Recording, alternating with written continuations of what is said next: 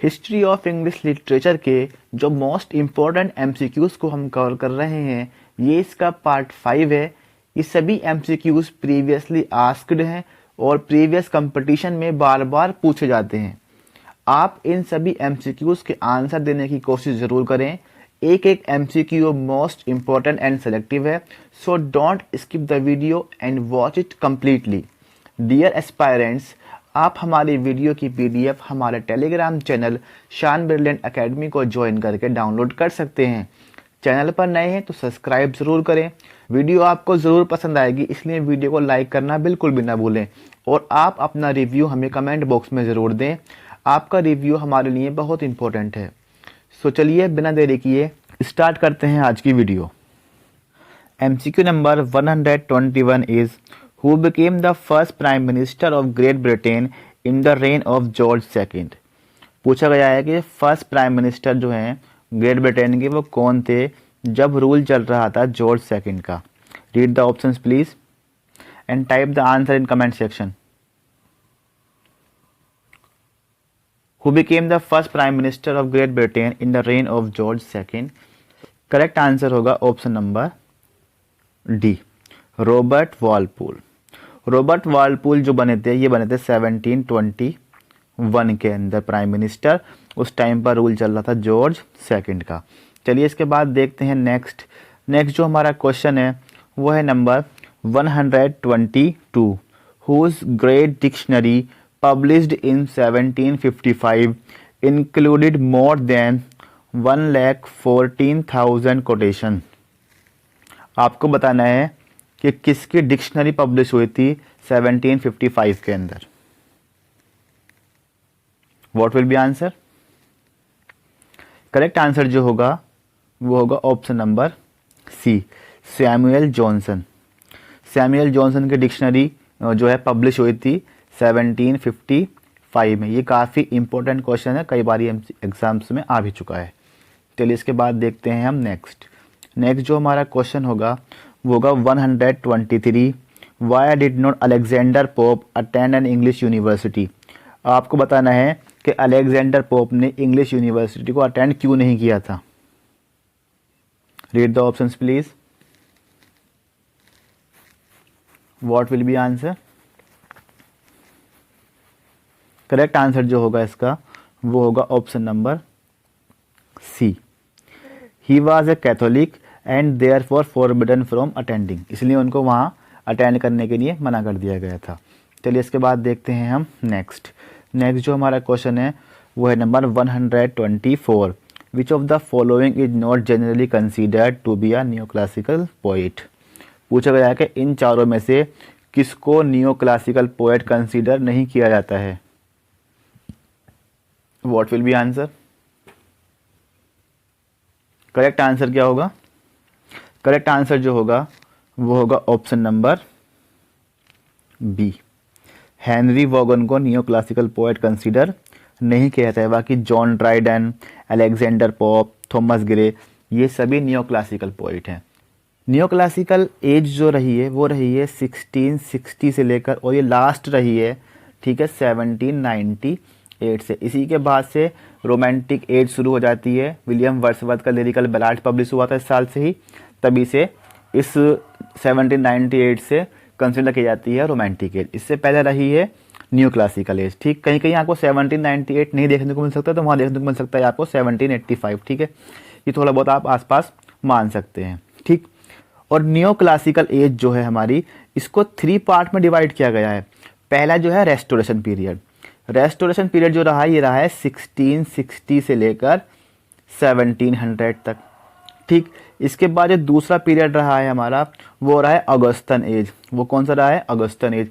Augustan as रहा है 1700 से लेकर 1750 तक। इसके बाद जो नंबर 3 आता है वो आता है एज ऑफ जॉनसन। ठीक है, age of Johnson. Age of Johnson कब से कब तक रही है? 1750 से लेकर 1798 तक। ठीक, तो ये 3 पार्ट्स में डिवाइड किया गया है न्यू क्लासिकल एज को, और इसी यानी कि एज ऑफ जॉनसन के बाद से शुरू हो जाती है रोमांटिक एज। ठीक, चलिए इसके बाद देखते हैं हम नेक्स्ट जो हमारा क्वेश्चन है वो है number 125। What happened in 1707 that would forever alter the relationship between England, Wales and Scotland. वो आपको बताना है कि 1707 में क्या हुआ था। What will be answer? Correct answer जो होगा वो होगा option number D, the act of union वहां पर पास हुआ था।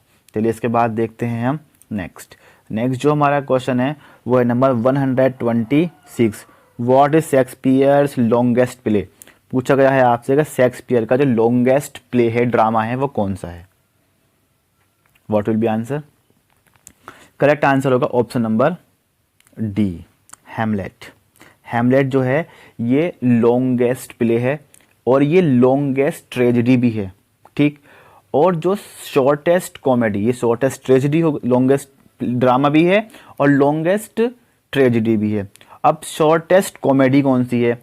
तो जो शॉर्टेस्ट कॉमेडी है विलियम शेक्सपियर की वो है द कॉमेडी ऑफ एरर्स। कौन सी है? The comedy of errors. ये शॉर्टेस्ट कॉमेडी हो चुकी है। अच्छा, शॉर्टेस्ट ट्रेजेडी कौन सी है? तो शॉर्टेस्ट ट्रेजेडी जो है वो है मैकबेथ। वो आपको ध्यान रखना है, ठीक है। शॉर्टेस्ट कॉमेडी है द कॉमेडी ऑफ एरर्स और शॉर्टेस्ट ट्रेजेडी है मैकबेथ। लॉन्गेस्ट ट्रेजेडी है हैमलेट, लॉन्गेस्ट प्ले भी है हैमलेट। चलिए इसके बाद देखते हैं हम नेक्स्ट जो हमारा क्वेश्चन है वो है नंबर 127।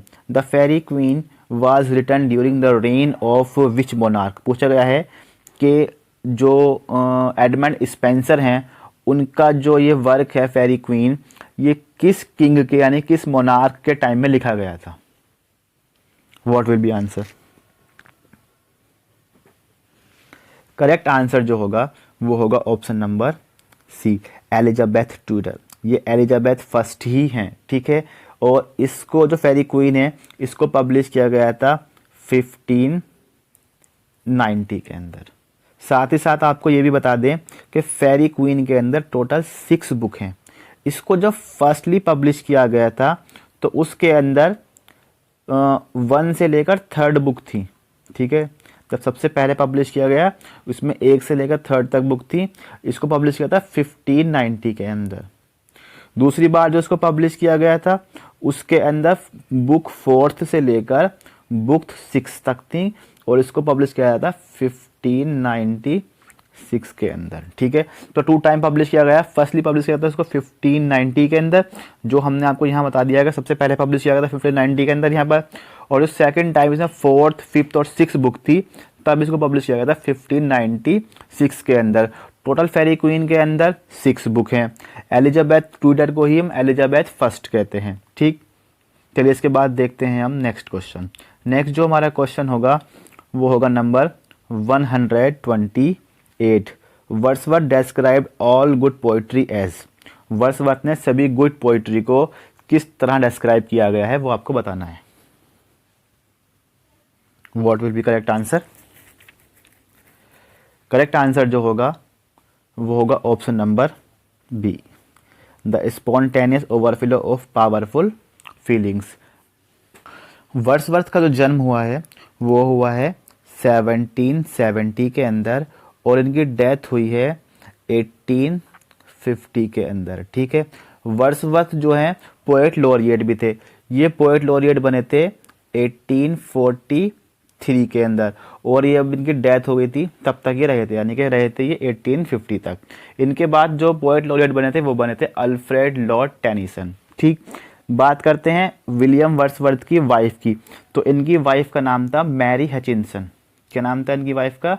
नाम था Mary Hutchinson, MARY, Mary HUTCHIN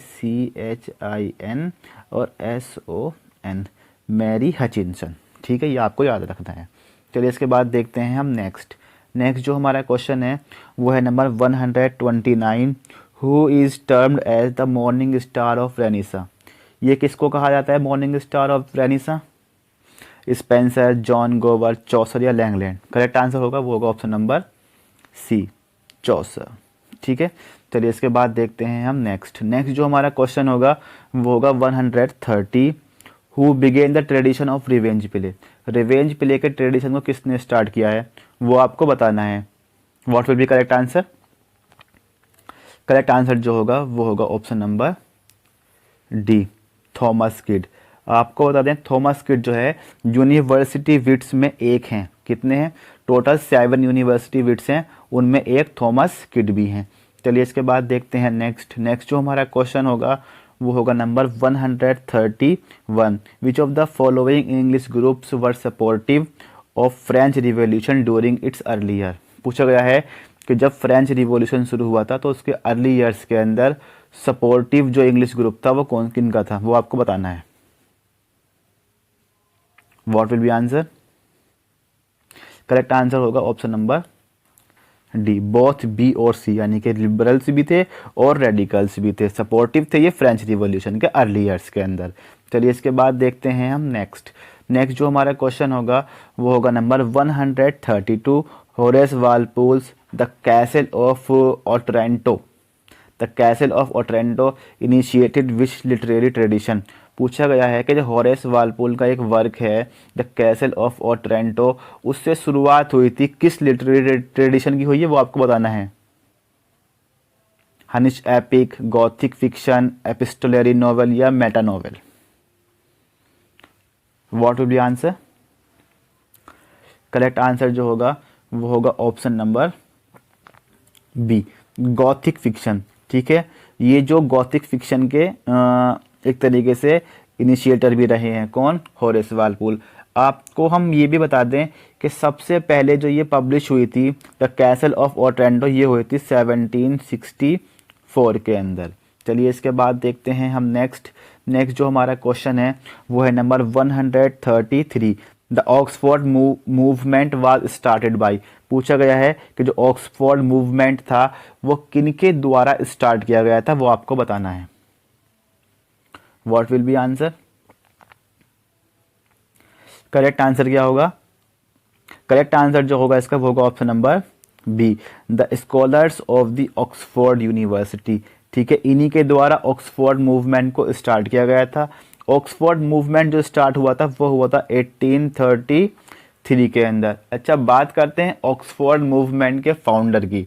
तो ऑक्सफोर्ड मूवमेंट के जो फाउंडर थे वो थे John cable, JOHN, John KEBLE। John cable जो है इसके फाउंडर कहे जाते हैं ऑक्सफोर्ड मूवमेंट के। चलिए इसके बाद देखते हैं हम नेक्स्ट जो हमारा क्वेश्चन है वो है number 134। The basic theme of Arnold's literature and dogma is. पूछा गया है आर्नोल्ड का जो फेमस वर्क है लिटरेचर एंड डोगमा, इसकी बेसिक थीम क्या है वो आपको बतानी है। Read the options please. Friends, अगर अभी तक आपने हमारी वीडियो को लाइक नहीं किया है तो प्लीज़ वीडियो को लाइक ज़रूर करें। चैनल सब्सक्राइब नहीं किया है तो प्लीज़ चैनल को सब्सक्राइब ज़रूर करें।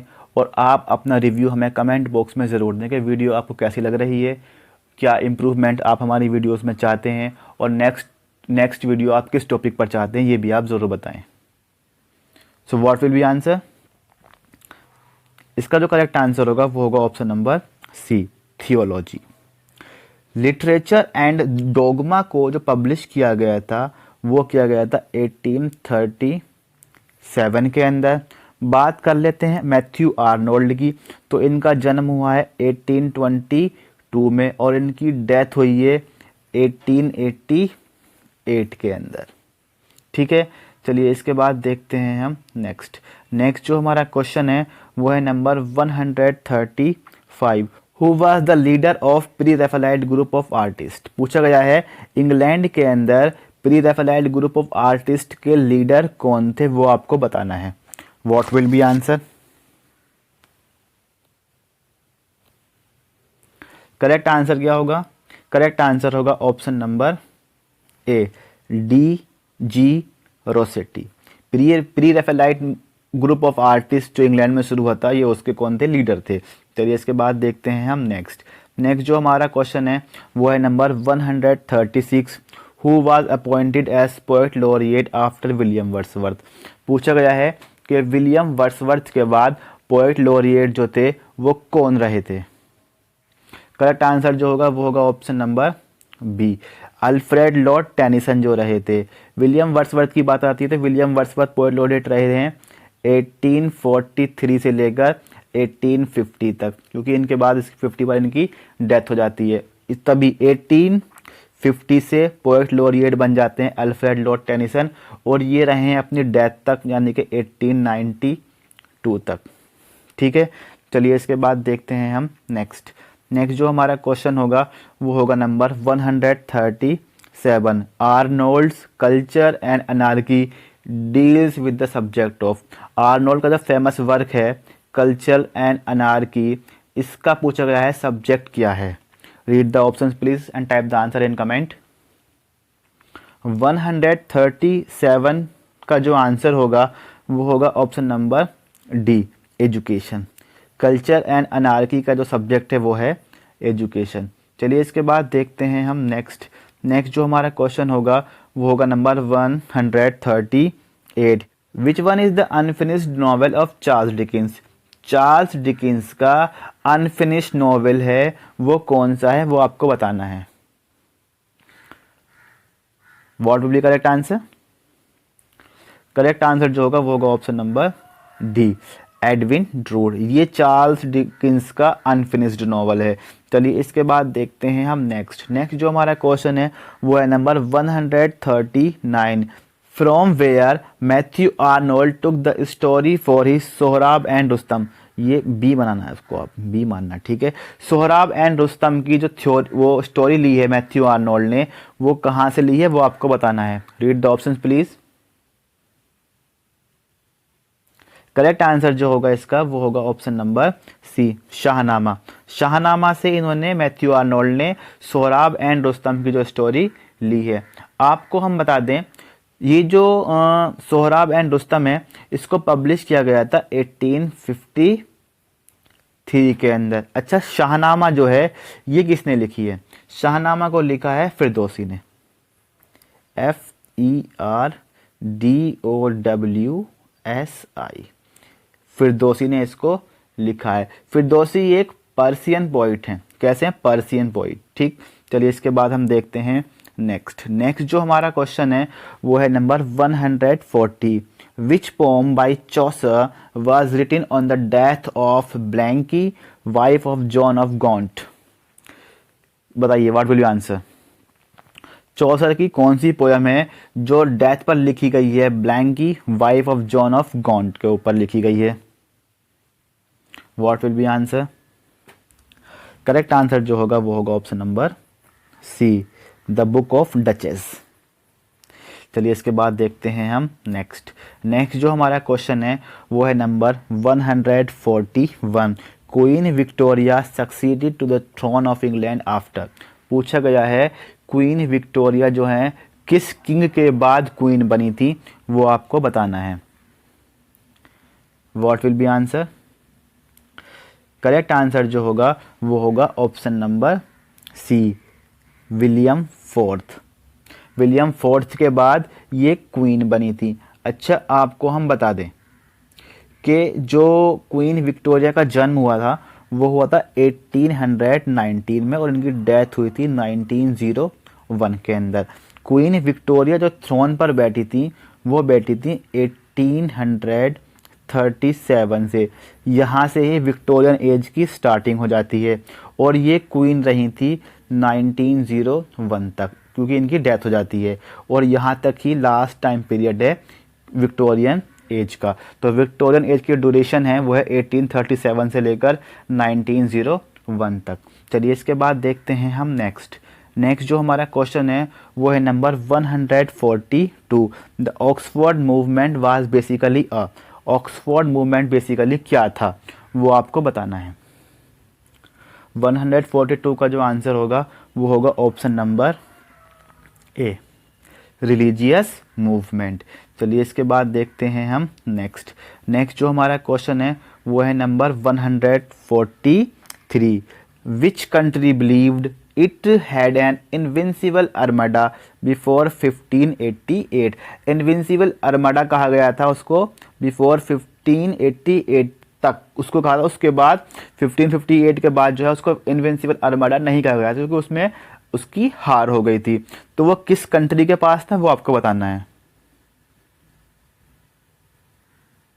करेक्ट आंसर जो होगा वो होगा ऑप्शन नंबर सी, ये था स्पेन के पास। अच्छा, जो इनविंसिबल आर्मेडा की हार हुई थी, यानी कि जो हारे थे ये हारे थे इंग्लैंड से। तो वार हुआ था इंग्लैंड वर्सेस किसके अंदर, स्पेन के अंदर। इसको हम इनविंसिबल आर्मेडा को स्पेनिश आर्मेडा भी कहते हैं। क्या कहते हैं, स्पेनिश आर्मेडा। ये 1588 के अंदर जो वॉर हुआ था उसमें हार हो गए थे, इससे पहले ये कभी हारे नहीं थे। इनके पास ही जहाज था इनविंसिबल आर्मेडा। चलिए इसके बाद देखते हैं हम नेक्स्ट जो हमारा क्वेश्चन है वो है number 144। In which year did England and Spain fight a famous sea battle. ठीक है, सी बैटल जो हुआ था इंग्लैंड और स्पेन के बीच में हुआ था, पूछा गया है वो किस साल हुआ था। तो करेक्ट आंसर होगा ऑप्शन नंबर बी 1588। उसी के अंदर जो स्पेनिश आर्मेडा था, ठीक है, स्पेनिश आर्मेडा था, उसकी क्या हो गई थी, हार हो गई थी। इससे पहले ये कभी हारे नहीं थे। चलिए इसके बाद देखते हैं हम नेक्स्ट जो हमारा क्वेश्चन है वो है number 145। Who was the first Tudor king. Who was the first Tudor king, ये आपको आंसर देना है। कुछ क्वेश्चंस जो हैं वो काफ़ी अच्छे लेवल के हैं और ये सब अपकमिंग एग्जाम्स में पूछने की इनकी पूरी पॉसिबिलिटी है। 145 का आंसर, फर्स्ट ट्यूडर किंग जो है वो है हेनरी 8। कौन है, हेनरी 8। और जो लास्ट ट्यूडर किंग है, किंग तो नहीं थी वो, खैर क्वीन थी, वो थी क्वीन एलिजाबेथ। कौन थी, क्वीन एलिजाबेथ फर्स्ट। चलिए इनकी डेथ हुई थी 1603 के अंदर। ये रहा था एलिजाबेथन पीरियड का एज का लास्ट। चलिए इसके बाद देखते हैं हम नेक्स्ट जो हमारा क्वेश्चन है वो है number 146। What was the nickname of Mary first. Mary first का जो निकनेम है वो क्या है। What will be answer. Correct answer क्या होगा, करेक्ट आंसर होगा option number C, Mary Queen of Scots. ठीक है, ये ट्यूडर किंग थी। क्वीन मैरी जो है ये एक ट्यूडर किंग थी। चलिए इसके क्वीन थी, सॉरी। इसके बाद देखते हैं हम नेक्स्ट जो हमारा क्वेश्चन होगा वो होगा 147। Who succeeded Elizabeth first. Elizabeth first के बाद किंग कौन बने थे वो आपको बताना है। एलिजाबेथ की डेथ हुई थी 1603 के अंदर और 1603 में ही जो थ्रोन पर बैठे थे वो बैठे थे जेम्स फर्स्ट। जेम्स फर्स्ट से ही स्टार्टिंग मानी जाती है किसकी, जैकोबियन एज की। जैकोबियन एज की। अच्छा, जैकोबियन एज जो है ये जेम्स 6 ऑफ स्कॉट्स हैं और जब ये इंग्लैंड के थ्रोन पर बैठे थे तो जेम्स फर्स्ट के नाम से ये थ्रोन पर बैठे थे। ठीक, ये आपको ध्यान रखना है। तो क्वीन एलिजाबेथ के बाद जेम्स फर्स्ट जो हैं, जो कि जेम्स 6 ऑफ स्कॉट्स थे, वो थ्रोन पर बैठे थे। चलिए इसके बाद देखते हैं नेक्स्ट जो हमारा क्वेश्चन होगा वो होगा number 148। Elizabeth's reign was longer than that of any other Tudor. यानी कि जो क्वीन एलिजाबेथ थी उनका जो टाइम पीरियड रहा है किंगशिप का वो सबसे ज़्यादा लॉन्ग रहा है। When she died at the age of 69 in 1603, how many years had she reigned? तो उसने कितने साल तक शासन किया था। What will be answer? 148 का जो आंसर होगा वो होगा ऑप्शन नंबर सी, 45 ईयर्स। अगर आप जानते हैं एलिजाबेथन एज का टाइम पीरियड ये चला है 1643 के लास्ट तक। ठीक है, तो स्टार्ट कब से हुआ है ये मैं आपको कई बार बता भी चुका हूँ, तो मुझे आप इसका आंसर कमेंट बॉक्स में ज़रूर बताएं। चलिए इसके बाद देखते हैं हम नेक्स्ट जो हमारा क्वेश्चन होगा वो होगा number 149। Elizabeth and Mary first belong to what royal family. Elizabeth first जो हैं और मैरी फर्स्ट जो हैं ये बिलोंग करती हैं किस रॉयल फैमिली से। अभी आपको बताया था, करेक्ट आंसर होगा ऑप्शन नंबर सी, ट्यूडर। चलिए इसके बाद देखते हैं हम नेक्स्ट जो हमारा क्वेश्चन है वो है number 150। What are the beginning and ending dates of the Elizabethan era. Elizabethan age की जो स्टार्टिंग है, बिगिनिंग है और एंडिंग है, वो कब से कब तक की रही है, ये आप जानते ही हैं। इसका आंसर आप हमें कमेंट बॉक्स में ज़रूर दें। अगर आपने यहाँ तक वीडियो देखी है तो प्लीज़ आंसर आप कमेंट बॉक्स में ज़रूर दें। फ्रेंड्स, अभी तक अगर आपने अपना रिव्यू हमें नहीं दिया तो प्लीज़ अपना रिव्यू आप हमें ज़रूर दें। वीडियो पसंद आई तो प्लीज़ लाइक ज़रूर करें, और चैनल आपने अभी तक सब्सक्राइब नहीं किया है तो प्लीज़ चैनल को सब्सक्राइब जरूर कर लें। वीडियो अपने फ्रेंड के साथ शेयर जरूर करें। Thank you.